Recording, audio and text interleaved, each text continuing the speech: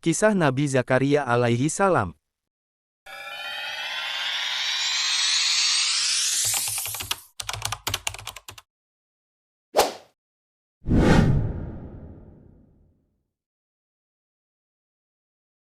Semoga yang subscribe diberikan pahala oleh Allah Subhanahu wa Ta'ala.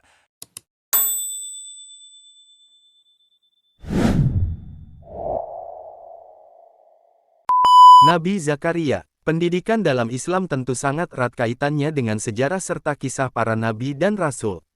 Umat Islam diharapkan mampu mengambil hikmah dari setiap kisah yang menceritakan kehidupan maupun mukjizat dari nabi dan rasul tersebut.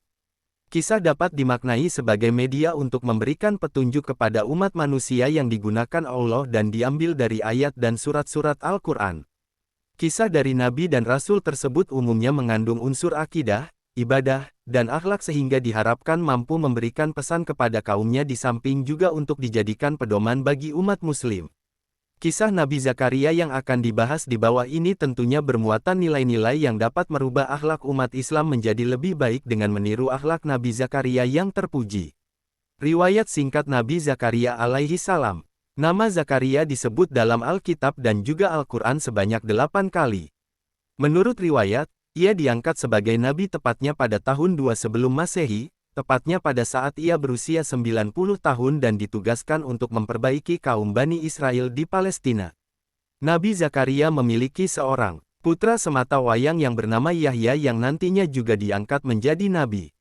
Sepanjang hidupnya, Nabi Zakaria sangat mendambakan seorang anak yang nantinya akan menjadi pewarisnya. Zakaria memiliki saudara kandung bernama Imran dengan seorang wanita bernama Elizabeth. Riwayat lain menuturkan bahwa istrinya bernama Al-Yasbi, di mana ia masih merupakan keturunan dari Harun Nabi Zakaria. Jika ditelaah lebih dalam lagi, maka dapat dikatakan bahwa ia masih memiliki garis keturunan dengan Nabi Sulaiman.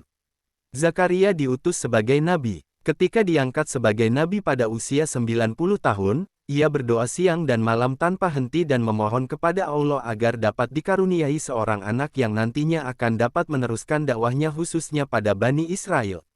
Nabi Zakaria sangat khawatir akan kondisi kaumnya sepeninggal dirinya jika kelak ia tidak memiliki keturunan untuk melanjutkan tugasnya sebagai nabi.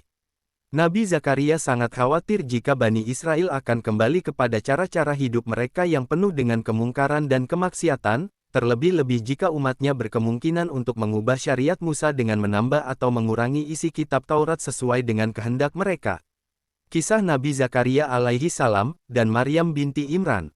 Nama Maryam seringkali disebut dalam berbagai kisah Zakaria. Ia merupakan anak tunggal dari Imran, seorang ulama dan tokoh pemuka agama dalam lingkungan Bani Israel. Di sisi lain ibu dari Maryam merupakan saudara ipar dari Nabi Zakaria.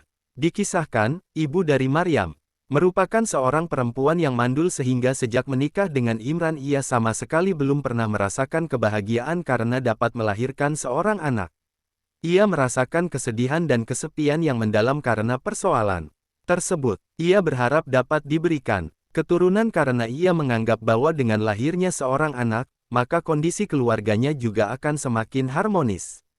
Di samping itu, ia juga membutuhkan anak sebagai sosok yang dapat menepiskan duka serta membawa suka dalam kehidupan berkeluarga. Suatu ketika ia melihat seekor burung sedang memberi makan anaknya, melihat kejadian tersebut lantas membuatnya sangat bersedih dan iri hati.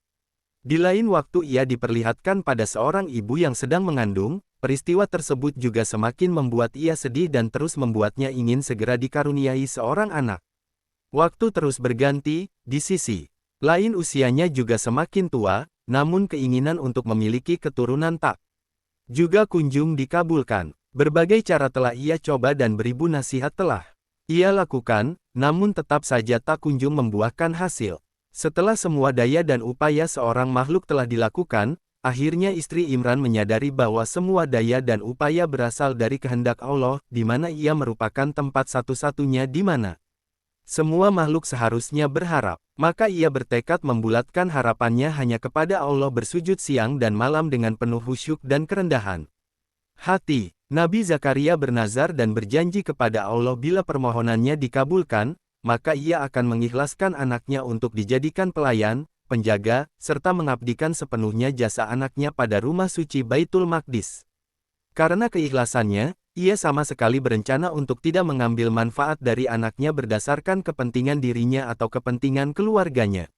Sebagai bentuk kepasrahannya terhadap Allah, maka segala usaha dan upayanya pun tak sia-sia. Allah telah menerima permohonannya serta mengabulkan doanya sesuai dengan apa yang telah disuratkan dalam takdirnya, yaitu bahwa akan diturunkan seorang nabi besar dari keturunan Imran. Tak lama kemudian, muncullah tanda-tanda kehamilan yang dirasakan oleh istri Imran, yaitu dengan semakin tampak membesarnya perut yang menandakan sudah munculnya janin di dalamnya. Melihat karunia itu, istri Imran merasa sangat bahagia karena keinginan yang begitu ia idam-idamkan akan menjadi kenyataan, ditambah lagi dengan kondisi rumah tangganya yang akan semakin harmonis berkat kehadiran buah hatinya tersebut. Ia pun mulai mempersiapkan sebaik mungkin apa yang akan diberikan kepada bayi yang akan datang itu sembari menunggu proses persalinan datang.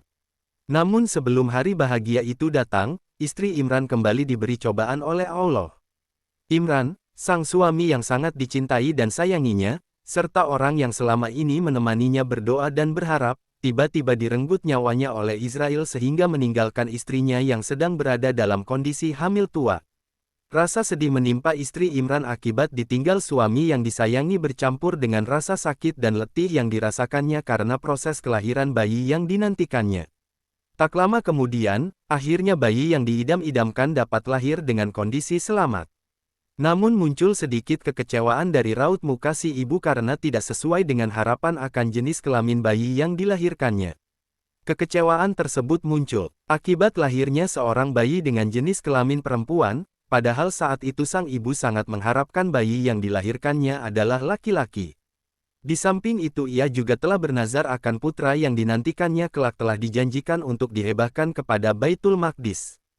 Dengan nada kecewa sang ibu mengadu kepada Allah sambil berkata, "Wahai Tuhanku, aku telah melahirkan seorang puteri, sedangkan aku bernazar akan menyerahkan seorang putera yang lebih layak menjadi pelayan dan pengurus Baitul Maqdis." Kemudian Allah menjadikan Zakaria, iparnya dan bapa saudara Maryam sebagai wali yang akan senantiasa menjaganya. Maka dari itu, selanjutnya Maryam diserahkan kepada pengurus Baitul Maqdis. Melihat kondisi itu, para rahib kemudian memperebutkan Maryam untuk diasuh dan diawasi. Melihat kondisi yang semakin riuh karena perebutan hak asuh tersebut, maka terjadilah proses pengundian yang akhirnya jatuh kepada Zakaria sebagaimana dijanjikan oleh Allah kepada ibunya. Nabi Zakaria alaihi salam mengasuh Maryam. Setelah diputuskan bahwa Maryam akan diasuh oleh Zakaria, maka tugas pun menanti. Zakaria ditugaskan untuk menjaga keselamatan Maryam, sehingga ia perlu untuk dilindungi serta dijauhkan dari keramaian masyarakat yang saat ini tengah datang ke Baitul Maqdis untuk melihat Maryam. Maryam diberikan tempat tinggal yang berlokasi di lantai atas Baitul Maqdis sehingga sangat sulit untuk dijangkau. Zakaria mensyukuri pencapaiannya setelah menerima hak asuh atas Maryam. Ia sangat merasa bahagia dan beruntung akan tugasnya mengawasi dan memelihara Maryam secara sah mengingat Maryam adalah anak saudaranya sendiri. Di samping itu, ia juga berusaha menghilangkan kerinduan akan anak keturunannya yang tak kunjung dianugerahkan oleh Allah kepadanya dengan menganggap Maryam sebagai putrinya sendiri. Setiap waktu Zakaria menjenguk, melihat keadaan, serta mengurus segala keperluan Maryam sehari-hari. Tidak pernah sedikit pun Zakaria lalai dan meninggalkan tugasnya dalam mengurus Maryam. Rasa cinta dan kasih sayang Nabi Zakaria terhadap Maryam sebagai anak dari saudara istrinya yang ditinggalkan ayahnya meningkat menjadi rasa hormat dan takzim ketika Zakaria menyadari bahwa Maryam bukanlah gadis biasa sebagaimana gadis pada umumnya, melainkan ia merupakan wanita pilihan Allah yang diberikan amanat serta kedudukan mulia di masa depan. Peristiwa yang membuat Zakaria berubah pandangan terhadap Maryam adalah ketika suatu hari Zakaria datang mengunjungi Maryam, namun ia mendapati Maryam sedang berzikir dan bersujud kepada Allah. Melihat hal tersebut ia kemudian kaget dan tercengang. Ditambah lagi dengan kondisi buah-buahan yang tergeletak di hadapan Maryam namun Maryam tak juga tergoda untuk memakannya. Saat itu pula ia mulai bertanya dalam hati perihal asal-muasal datangnya buah-buahan yang sudah tergeletak di hadapan Maryam. Sementara musim sedang berada pada musim dingin, bukan musim panas yang dapat menghasilkan buah-buahan semacam itu. Di samping itu, tak seorang pun yang datang menjenguk Maryam dan membawakan buah-buahan tersebut selain Zakaria. Lantas Zakaria pun bertanya, pada Maryam, "Wahai Maryam, dari manakah engkau memperolehi rezeki ini, padahal tidak seorang pun mengunjungimu dan tidak pula engkau pernah meninggalkan mihrabmu? Selain itu buah-buahan ini adalah buah-buahan yang hanya bisa muncul pada musim panas." Sepintas kemudian Maryam menjawab, "Inilah pemberian Allah kepadaku tanpa aku berusaha atau minta. Lantas mengapa engkau merasa heran? Bukankah Allah Zat yang Maha Memberi?" Akibat peristiwa tersebut, Zakaria mengakui kealiman dan mukjizat Maryam yang kemudian hari akan melahirkan Nabi besar yaitu Nabi Isa alaihi salam. Dalam Al-Quran, kisah kelahiran Maryam hingga periode diasuhnya dia oleh Zakaria dijelaskan dan digambarkan pada Al-Quran Surat Ali Imran ayat 35 hingga 37 dan 42 hingga 44. Nabi Zakaria mendambakan seorang anak. Pada suatu hari datanglah seorang wanita janda yang sebelumnya merupakan istri dari Imron kepada Nabi Zakaria. Janda tersebut berniat menyerahkan bayi perempuannya yang bernama Maryam pada Nabi Zakaria untuk diasuh dan dibesarkan sesuai dengan nazarnya.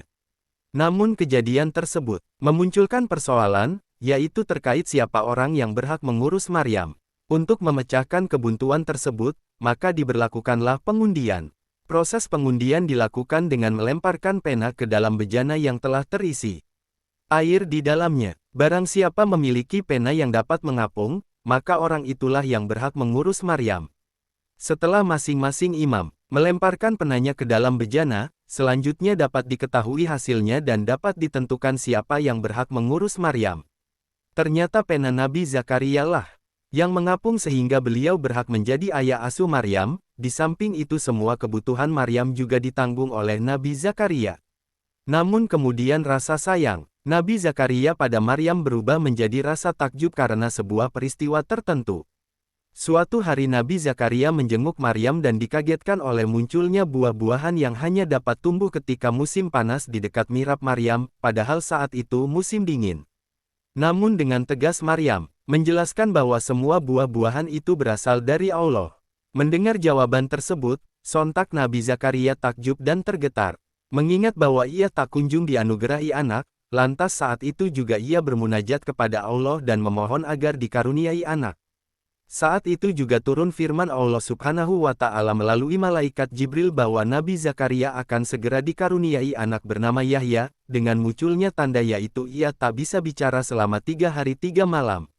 Zakaria berdoa kepada Allah agar mendapatkan keturunan. Pada suatu malam Zakaria bermunajat kepada Allah dan memanjatkan doa, "Ya Tuhanku, berikanlah aku seorang putera yang akan mewarisiku dan mewarisi sebahagian dari keluarga Yakub, yang akan meneruskan pimpinan dan tuntunanku kepada Bani Israel." Zakaria cemas apabila kelak ia tidak memiliki keturunan yang dapat meneruskan tugasnya yaitu memperbaiki keadaan Bani Israel sehingga dapat menyebabkan kerusakan akidah dan iman kaum tersebut. Sepintas kemudian, Allah mengabulkan dengan ditandai turunnya firman Allah, "Wahai Zakaria, kami sampaikan kabar gembira padamu, kamu akan mendapatkan seorang anak laki-laki bernama Yahya yang soleh dan membenarkan kitab-kitab Allah, menjadi pemimpin, menahan diri dari nafsu dan godaan syaitan, dan kelak akan menjadi seorang nabi." Kemudian Nabi Zakaria berkata, "Ya Allah, bagaimana aku dapat memperoleh keturunan sedang istriku seorang yang mandul dan aku pun sudah lanjut usia?" Allah berfirman, "Hal demikian itu adalah mudah bagiku. Tidakkah telah kuciptakan kamu, sedangkan waktu itu kamu tidak ada sama sekali?" Akhirnya Zakaria memiliki keyakinan penuh dengan janji Allah. Tak lama kemudian istrinya mengandung dan melahirkan anak lelaki dan kemudian diberi nama Yahya. Seperti yang dijanjikan Allah, kelak Yahya juga akan menjadi seorang nabi seperti sang ayah, Nabi Zakaria. Kelahiran Nabi Yahya alaihi salam. Apabila ditinjau dari garis keturunan dan silsilah, maka dapat dikatakan bahwa Nabi Yahya alaihi salam, yang juga memiliki ayah yaitu Nabi Zakaria alaihi salam, berasal dari Bani Israel. Namun sangat disayangkan karena pada saat itu Bani Israel dikenal sebagai kaum yang tidak beradab dan gemar bermaksiat karena kedangkalan iman mereka. Nabi Zakaria khawatir apabila suatu waktu ajal menjemputnya, namun tidak ada keturunan yang dapat melanjutkan perjuangannya dalam memperbaiki akhlak Bani Israel sehingga mereka akan semakin berani melakukan tindakan menyimpang, salah satunya merubah isi kandungan kitab suci Taurat dan menyalahgunakan hukum agama. Kekhawatiran demi kekhawatiran terus mengusik pikiran Nabi Zakaria, ditambah lagi kepiluan bertubi-tubi akibat tak juga kunjung diberikan keturunan mengingat usianya saat itu telah menginjak 90 tahun. Sesekali ia merasa terhibur dengan hadirnya Maryam yang sudah dianggap sebagai anak kandungnya sendiri, namun kesedihan tersebut kembali muncul dan keinginan akan memperoleh keturunan tetap kuat terpendam di dalam hatinya. Namun tekad Nabi Zakaria tetap kuat dan teguh, ditambah lagi dengan peristiwa akan mukjizat hidangan makanan di Mihrab Maryam. Ia yakin bahwa tidak ada yang mustahil bagi Allah mengingat peristiwa yang menunjukkan kuasa Allah kepada Maryam lewat hidangan-hidangan yang dimunculkan di hadapan Maryam tersebut. Namun keyakinannya terbayar lunas ketika Nabi Yahya dilahirkan di bumi. Sekian pembahasan kisah Nabi Zakaria, silahkan disebarluaskan, semoga membawa manfaat bagi kita semua. Jangan lupa subscribe, like, komen, dan share ya.